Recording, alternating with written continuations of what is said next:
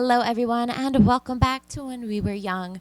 This is a series where we dive deep into fandom and pop culture from the early 2000s. My name is Kim and I'll be your host as we travel down memory lane. Today we're talking about the ever iconic Vans Warped Tour.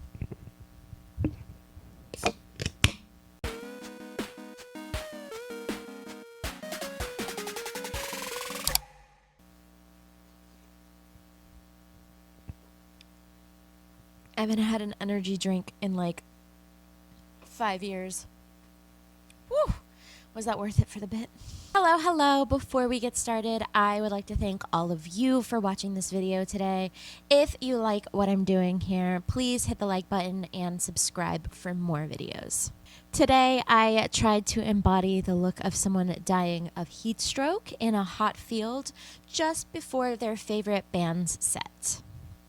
That might sound really niche, but if you've ever been to the Vans Warped Tour, you know exactly what I mean.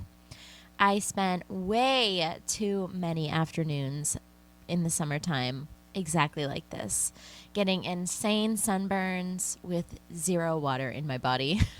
I truly should not be alive right now. Honestly, you would be hard-pressed to find an elder emo alive today that hasn't been affected in some way by the Vans Warped Tour. Sometimes good, sometimes bad, always interesting. The Vans Warped Tour was a cross-country music and skating festival that ran for 8 weeks during the summer. Every summer, kids all over America would crowd together in hot parking lots and fairground fields to experience some of the best or newest artists in alternative music. Of course, Warped Tour was also featured in other places like Australia, Japan, and Europe, but for this video, I am focusing solely on the North American tour. While the Warped Tour started out as a punk and ska festival, it quickly branched out to cover just about any subgenre of rock you can think of, from crunkcore to screamo, pop punk to emo. All were welcome on that sweaty festival of fun. Kevin Lyman was the main man behind the operation of Warped Tour. Growing up in the SoCal music scenes of the 1980s put Kevin in the right place at the right time for launching the incredible career that he's had. Beginning in college, Kevin worked in small punk rock clubs in the Los Angeles County area, where he'd often rub elbows with future rock stars and future showrunners for big-name festivals like Lollapalooza and even Coachella. He made it a point to learn every position in the venues that he could: sound, lighting, stage managing. Anything he could learn, he did. He understood that not only would that make him a well-rounded individual for future gigs, but it helped him with his networking as well. Eventually, Kevin was asked to go on tour with the very first Lollapalooza. It was on that tour that Kevin began to notice a lot of the issues within the day-to-day operations, issues that he went on to address when he began his own tour. And in 1995, after spending so much time working for others in the industry, it was finally time for Kevin to put all of that networking and know-how into good use. The Warped Tour was born. Warped Tour 95 featured big names like Sublime, No Doubt, and Deftones. It also featured smaller bands like Face to Face and No Use for a Name, among others. It ran for a total of 26 dates, starting in Boise, Idaho on August 4th and ending a month later on September 4th in Irvine, California. It was important to Kevin to mesh the music with live sports. Having heard about the up-and-coming X Games, Kevin insisted on adding a skate ramp not too far from the stages to add a more exciting energy to the event. Now, the first Warped Tour was not a success by any stretch. Kevin has said in an interview that he actually lost money on the first go-around. But he was determined as ever to see the success of his new venture. So he went on a quest to find a sponsor. Lucky for him, Vans Shoes were looking for a way to market their product to a wide new audience. Thus, in 1996, the Vans Warped Tour was born. Vans continued to sponsor the event every year until its end in 2019. Some people call Warped Tour the punk rock summer camp because that's what it felt like. a traveling circus that arrived in your city around 7 in the morning with hundreds of roadies ready to set up the stages. Meanwhile, merchants would set up their tents and sponsors would set up their buses and other activities for the day. The whole crew had about 3 hours to finish everything before the gates are opened around 11 to allow in thousands of excited fans. The show would run all day, rain or shine, hail or wind, only ever being canceled a handful of times due to weather. Then, around 8 p.m., the last bands would finish their sets, and everyone would begin packing up for the night. Loadout would take another about 3-ish hours, and everyone would be on to the next city to do it all again the next day. Something different about the Vans Warped Tour compared to similar festivals at the time was the lack of permanent set times. Every day, each band's set time and stage location would be different. This allowed for smaller bands who might not gain as much exposure normally to have a chance of being seen by new fans. The idea for Kevin's revolving set list and the overall no room for rock stars mentality was inspired by his time at Lollapalooza. Kevin has said he'd seen an artist like Henry Rollins playing at the same time every day to a sometimes empty stadium, and he'd think to himself, wouldn't it be awesome for Henry's career if he could have played right before Jane's Addiction sometimes? Now, obviously, things would be chaos without a clear and concise programming schedule, so they solved that confusion with a giant inflatable. That's right, the set list times and stages would be advertised each day on a giant inflatable that fans would see when they first entered. At the top, you'd find the stages, and then in each subsequent time slot, you'd find the band names. Of course, that was kind of inconvenient for fans, especially in the earlier years before smartphones. So if you couldn't just snap a picture of the set times on your Digicam, you could always purchase a paper version from a sketchy guy with a sign for about $2. There was always money to be made on the Vans Warped Tour. The tour started with 2 main stages in 1995.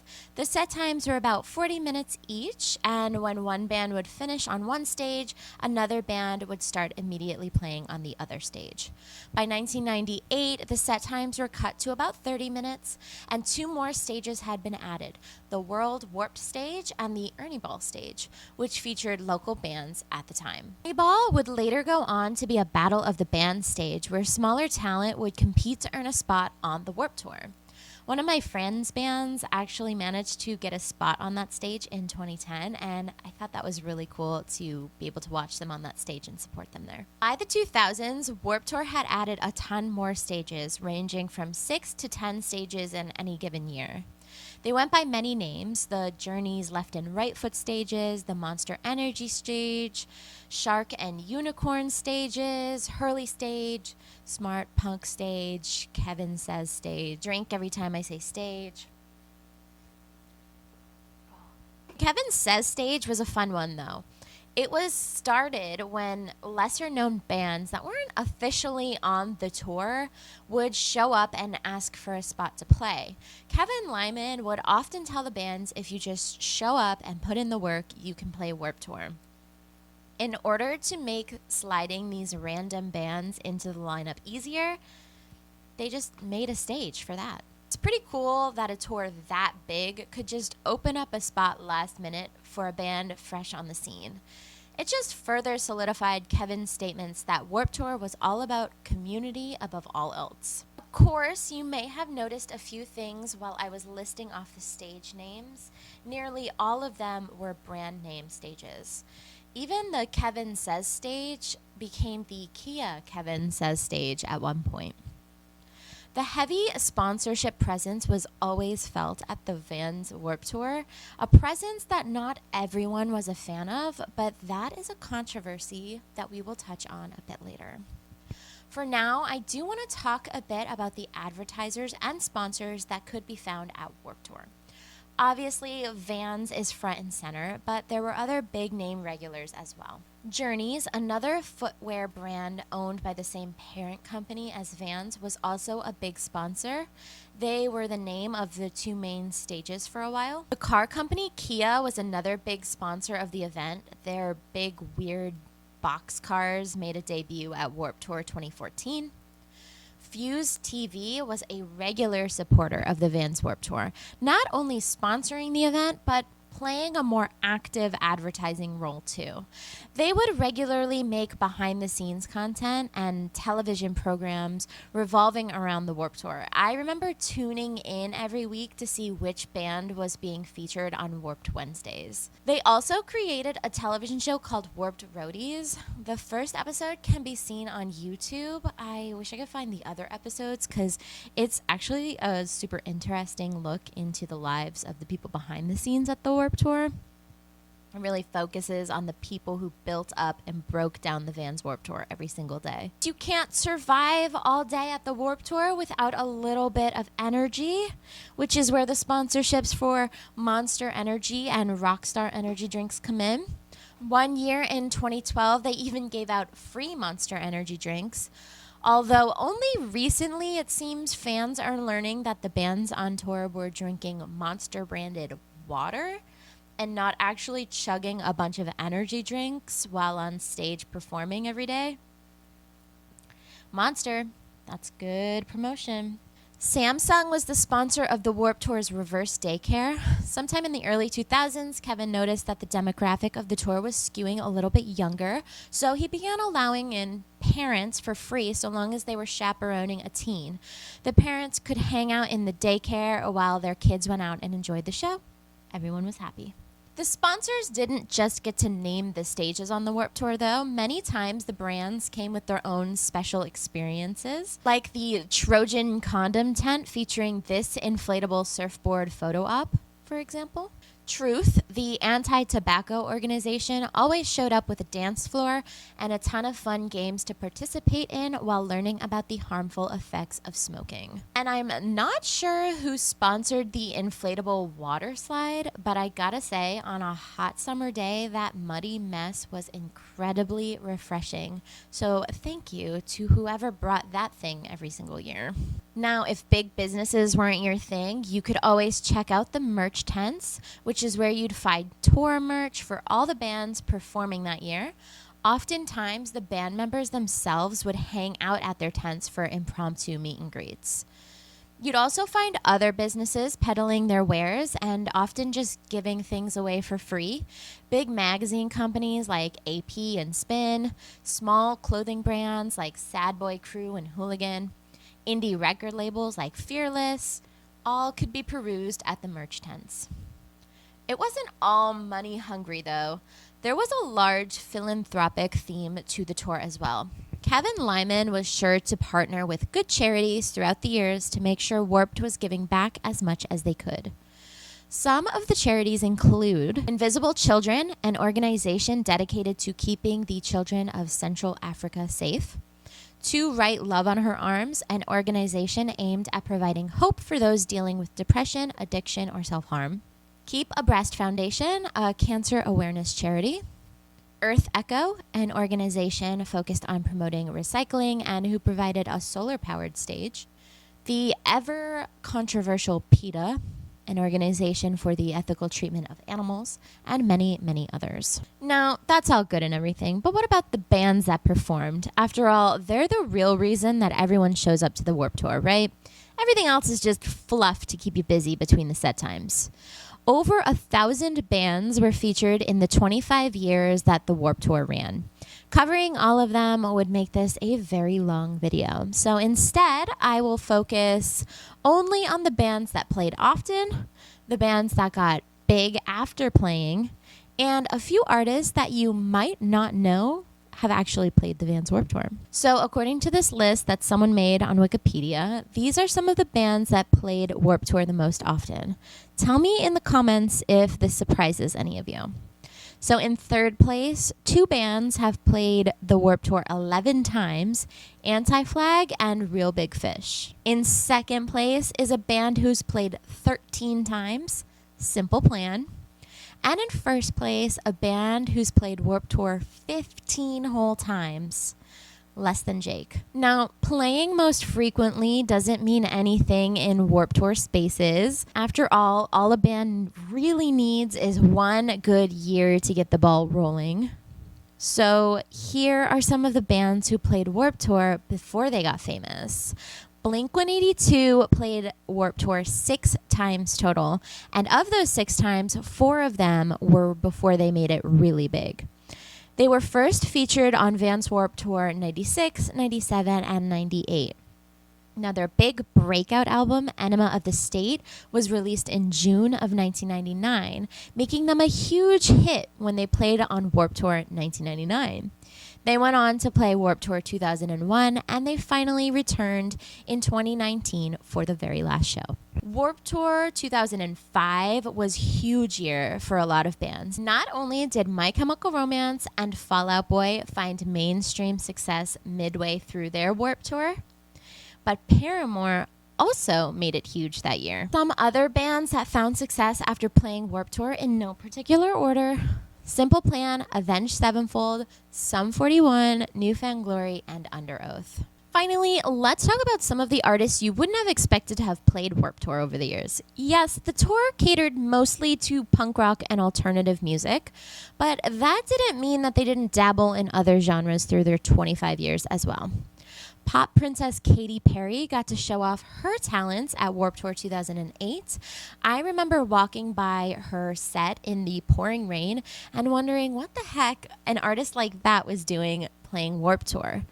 Who knew back then we were watching a star be born? Another unexpected pop artist was Mike Posner. Despite his single Cooler Than Me quickly rising up the charts, he paid his dues playing on Warped Tour 2010. And in Warped Tour 99, we saw 2 completely unexpected acts: the Black Eyed Peas, Sans Fergie, and pre-fame Eminem. While Eminem had been industry hustling since the 1980s, it wasn't until May 1999, when his album The Marshall Mathers LP dropped, that really started getting the love and attention he deserved. And touring Warped Tour that summer only helped his upward trajectory. It would be another couple of years for the Black Eyed Peas to gain popularity with their single Where's the Love in 2003. Many more bands went on to launch their careers at the Warped Tour, while some used Warped as a networking space to branch off into other areas of the industry. No matter what came of their careers post-Warped, at least all of them enjoyed their time immensely. Well, maybe not all of them. Of course, you can't have a tour that runs for as long as Warped Tour has, with that many bands every season, without having some scandals and controversies. So let's talk about those now, shall we? Trigger warning for vague discussions of sexual assault allegations ahead. I don't get into any detail. I just more talk about the accusations that were made against certain band members. So, beyond the general safety concerns from crowd surfing and mosh pits and the issues surrounding underage substance abuse, there were sort of 3 main issues in the Warped Tour sphere. Or at least 3 worth talking about today. If you know of any others, and I'm sure there are many others, please feel free to let me know in the comments below. I would love to learn more. First and foremost, the SA allegations against multiple band members from multiple bands over the course of the run. Unfortunately, the music scene and festivals like this are often rife with bad actors. It's inevitable that Warped Tour, with its over 1,000 bands in over 25 years, would have some incidences of SA. It is not to say it is acceptable or understandable in any way, of course. That is just, unfortunately, how society is. So among the bad acting band members, we have Jake McElfresh of the band Front Porch Step. He was accused by several young people of sexual harassment over cell phones, including sending nude pictures of himself to underage girls. This led to a petition demanding he be removed from the 2015 Warped Tour. The band was removed from the tour, but despite that, on July 1st, 2015, It was announced that Jake would play the Nashville, Tennessee tour stop. Many bands, including the Wonder Years, Census Fail, Handguns, and Beartooth, all asked attendees to boycott McElfresh's set. In response to the backlash, Kevin Lyman said, quote, "He was only supposed to be here long enough to play his show, but the weather today has been putting us behind schedule. He wasn't added to the tour, so those claims that he was added to sell tickets are completely groundless," end quote. Kevin also said because McElfresh had still not been formally charged with misconduct, he agreed to have him perform. Quote, "If he was a danger to anyone, he would simply not have been here," end quote. Davi Vanity, the lead singer of Blood on the Dance Floor, a band who embarked on Warped Tour in 2011, has been accused of sexual misconduct with minors as well.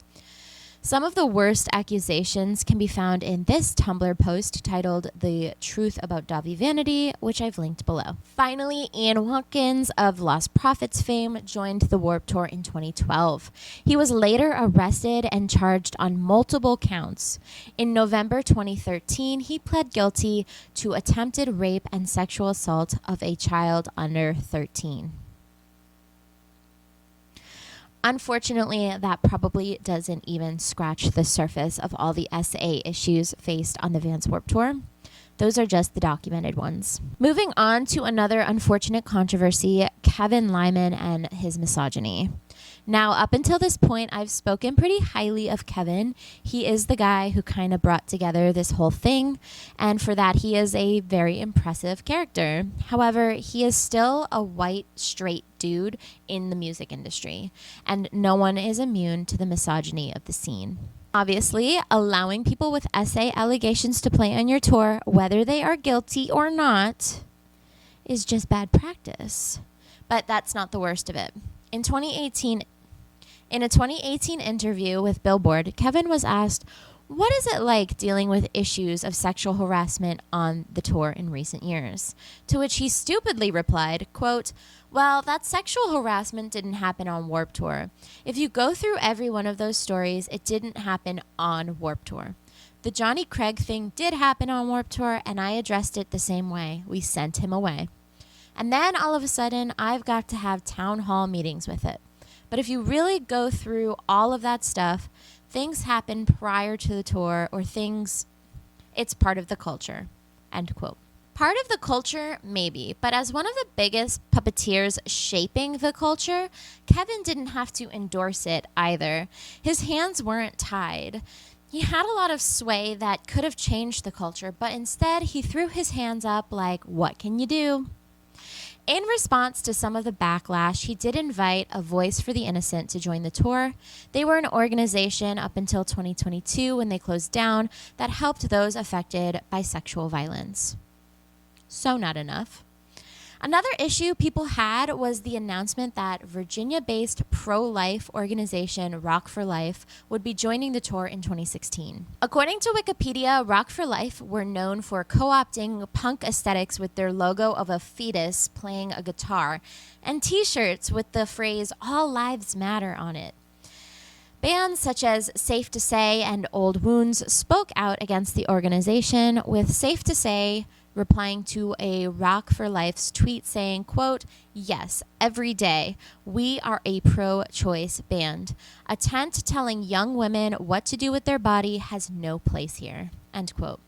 It was definitely a weird choice, but that sort of leads into the final problem that people have with Warped Tour. I've saved perhaps the most mild of the issues for last.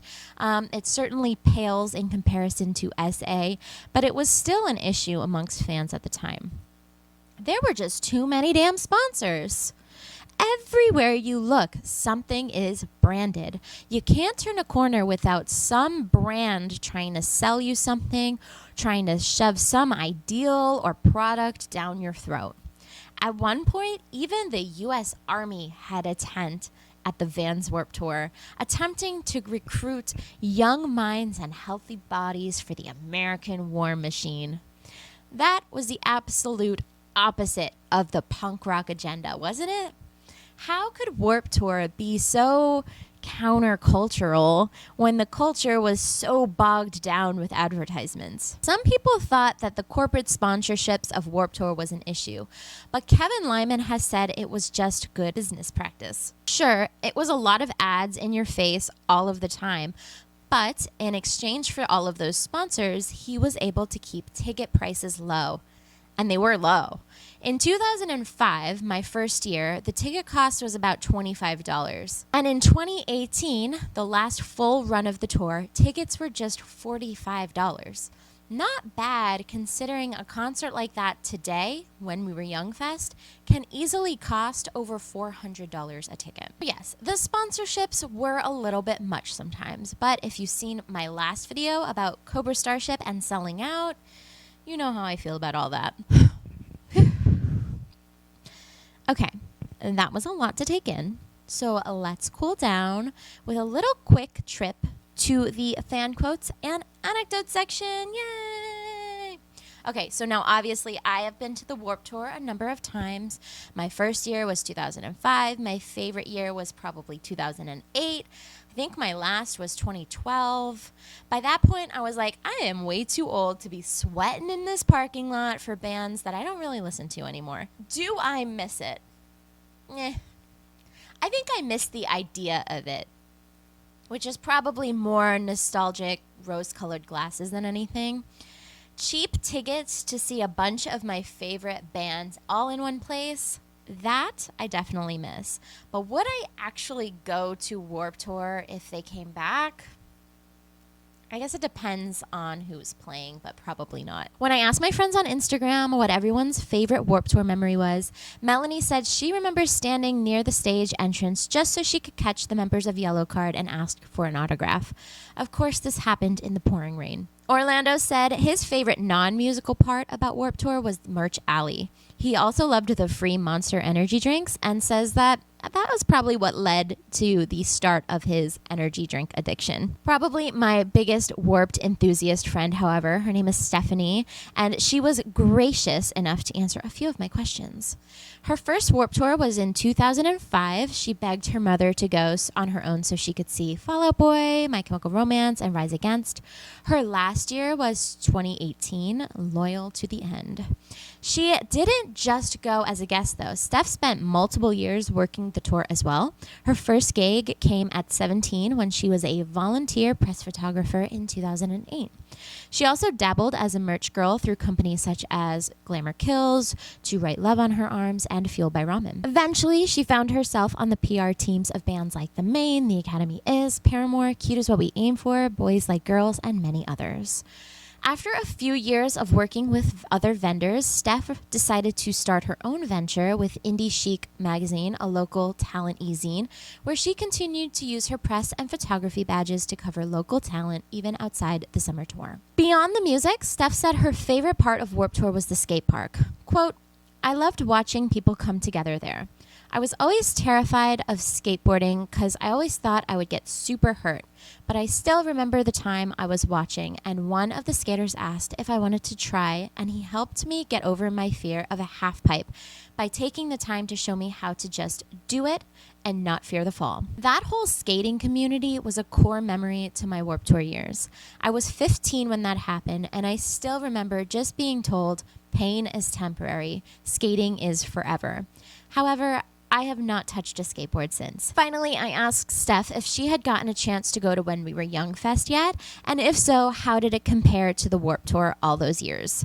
Here's what she had to say. Quote, well, I think When We Were Young Fest is the adult version of Warped Tour, and Warped Tour is the angsty teen version of When We Were Young.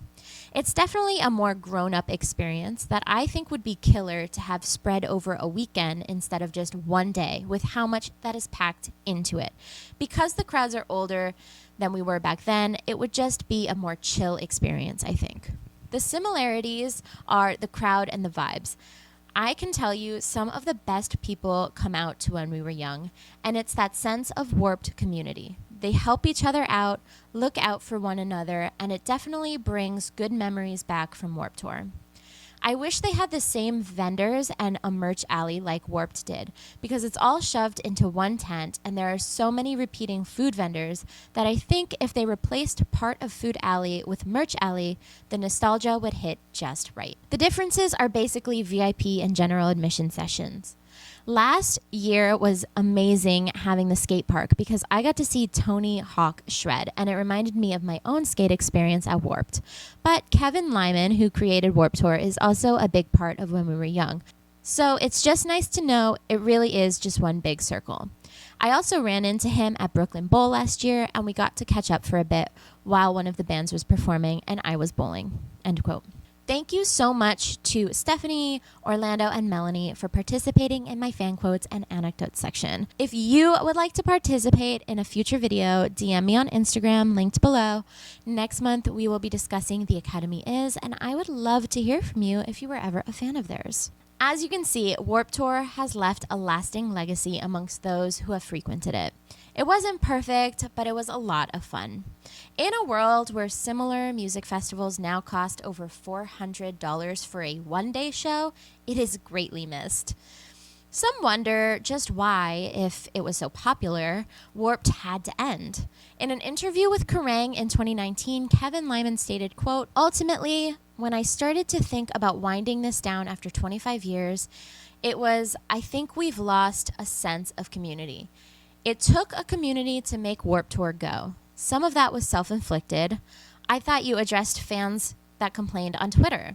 I was addressing everyone, and I tried to keep that conversation going, but you realize that you can't really negotiate, debate, or educate on social media." Lyman also added that playing on Warped Tour also came with its own stigma, revealing that some bands turned down playing the festival because they didn't want to be known as a Warped Tour band. Christopher Franzak, the lead singer of band Attila, teased the return of Warped Tour in 2019, but said for legal reasons it can't return until 2023. Seeing that it's now 2024 and there's no word of a Warped Tour return, I would not hold my breath. These days, Kevin Lyman is a professor at the University of Southern California, helping today's youths step into the live music industry with some of the best advice they could have. He says that he wants to make sure, first and foremost, they're going into this career with some philanthropic mindsets to leave the world a better place than they found it through music. He also wants them to leave the classes with a good understanding of how business works, and he actually helps place students into real jobs in the industry. He's also a huge collaborator of what some would call modern-day Warped Tour, When We Were Young Fest. And while When We Were Young is much less accessible to the average fan, both in location and price, it is nice to know that there is at least something around to keep the spirit of Warped Tour alive. Otherwise, all we have are the grainy digicam photos, the Monster Energy drink, and the memories.